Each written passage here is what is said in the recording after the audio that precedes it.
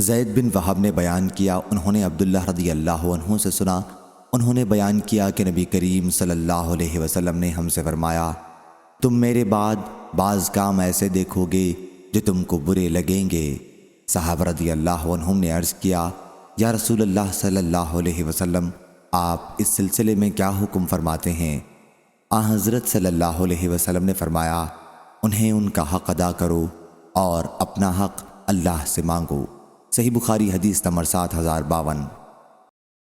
ابن عباس رضی اللہ عنہ نے بیان کیا کہ نبی کریم صلی اللہ علیہ وسلم نے فرمایا، جو شخص اپنے امیر میں کوئی ناپسند بات دیکھے تو صبر کرے۔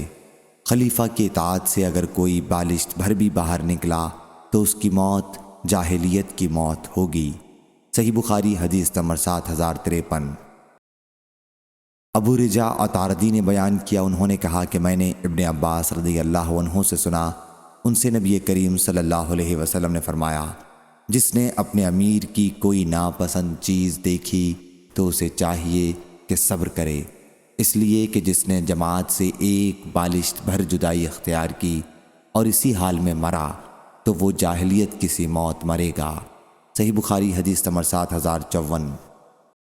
جنادہ بن ابی امیہ نے بیان کیا کہ ہم عبادہ بن صامت رضی اللہ عنہ کی خدمت میں پہنچے، وہ مریض تھے، اور ہم نے عرض کیا، اللہ تعالیٰ آپ کو صحت عطا فرمائے، کوئی حدیث بیان کیجئے جس کا نفع آپ کو اللہ تعالیٰ پہنچائے۔ انہوں نے بیان کیا کہ میں نے نبی کریم صلی اللہ علیہ وسلم سے لیلۃ العقبہ میں سنا ہے کہ آپ صلی اللہ علیہ وسلم نے ہمیں بلایا اور ہم نے آپ صلی اللہ علیہ وسلم سے بیعت کی۔ صحیح بخاری حدیث نمبر 7055۔